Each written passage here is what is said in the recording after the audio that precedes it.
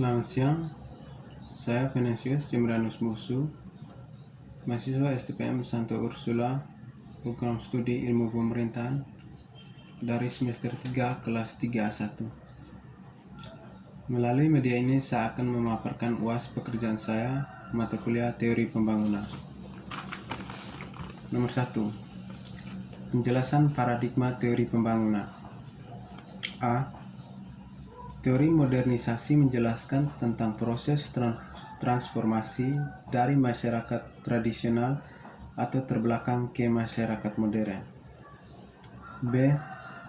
Teori ketergantungan adalah salah satu teori yang melihat permasalahan pembangunan dari sudut negara dunia ketiga. C.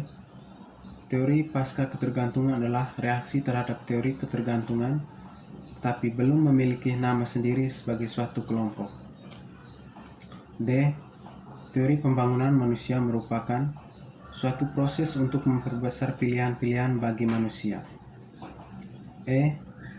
Teori pembangunan berkelanjutan adalah pembangunan yang berorientasi pada pemenuhan kebutuhan manusia melalui pemanfaatan sumber daya alam secara bijaksana, efisien, dan memperhatikan keberlangsungan pemanfaatannya baik untuk generasi masa kini maupun generasi yang akan datang. 2. Strategi pembangunan setelah COVID-19 atau New Normal. A. Di bidang ekonomi. Selama masa pandemi ini, perekonomian dunia dan Indonesia mengalami perlambatan.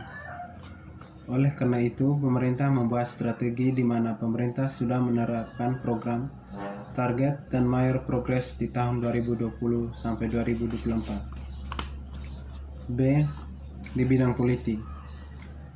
Permasalahan politik yang dihadapi Indonesia setelah COVID adalah adanya tidak kesinambungan kekuasaan, maka pemerintah perlu merencanakan strategi pembangunan di bidang ini dengan menormalkan kembali politik-politik yang ada sehingga dapat berjalan seperti sebelumnya. C. Di bidang sosial. Di bidang ini, pemerintah berupaya memperbaiki pembangunan di Indonesia.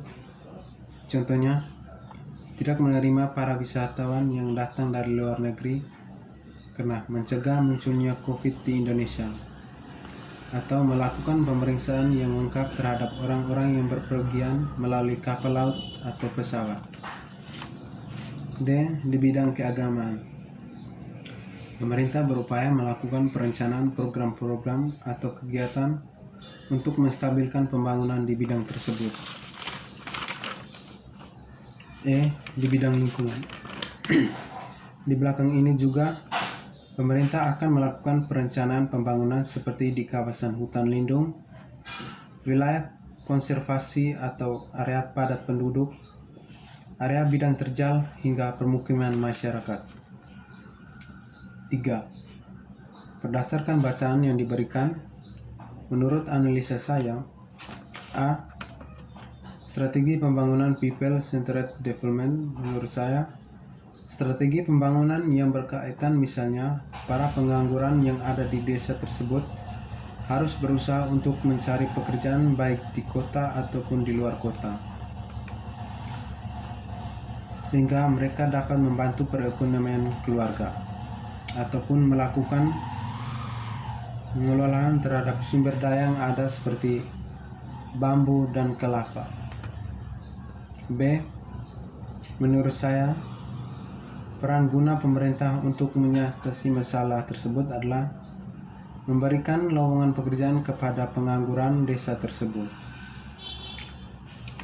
Selamat siang, terima kasih.